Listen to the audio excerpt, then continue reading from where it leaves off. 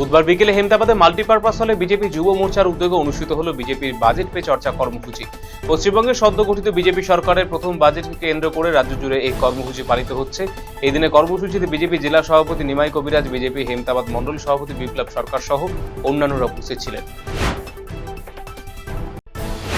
করণদিঘি বিধানসভা রসাখা 2 নম্বর গ্রাম পঞ্চায়েতে ভারতীয় জনতা যুব মোর্চার উদ্যোগে আয়োজিত হলো বাজেট পে চর্চা এবং আলোচনা সভা।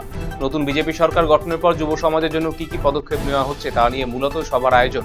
এই দিনের সভায় যুব কল্যাণ এবং খেলাধুলার মানোন্নয়নের উপর বিশেষ জোর দেওয়া হয়েছে, যার মধ্যে অন্যতম বড় ঘোষণা রাজ্য জুড়ে 1 লক্ষ শিক্ষক নিয়োগ এবং প্রথম ধাপে সারা বাংলায় 100টির বেশি আধুনিক স্টেডিয়াম তৈরি। করণদিঘি যুব কনভেনর তথা জেলা এক্সিকিউটিভ কমিটির সদস্য কল্যাণ দেবনাথ সহ অন্যান্যরা উপস্থিত ছিলেন এই দিনের কর্মসূচিতে। গাজল ব্লকের দেওতলা অঞ্চলে একটি নিম্ন বুনিয়াদী বিদ্যালয়ে ওপেন জিমের উদ্বোধন করলেন উত্তর মালদার সাংসদ খগেন মুর্মু। এক অনুষ্ঠানের মধ্য দিয়ে শরীর চর্চা কেন্দ্রের সূচনা করেন তিনি। উপস্থিত ছিলেন বিদ্যালয়ের শিক্ষক, শিক্ষিকা, ছাত্রছাত্রী এবং এলাকাবাসীরা।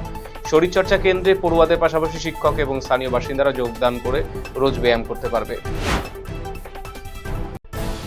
5 দফা দাবির ভিত্তিতে গাজলে বিদ্যুৎ বন্টন কোম্পানির অফিসে ডেপুটেশন প্রদান করল সিটু সহ গাজল ব্লক বামফ্রন্টের বিভিন্ন শাখা সংগঠন। গাজল শহরের প্রমোদ দাশগুপ্ত ভবন বামফ্রন্টের কার্যালয়ের সামনে থেকে মিছিল করে বিদ্যুৎ দপ্তরের সামনে বিক্ষোভ দেখান সংগঠন সদস্যরা।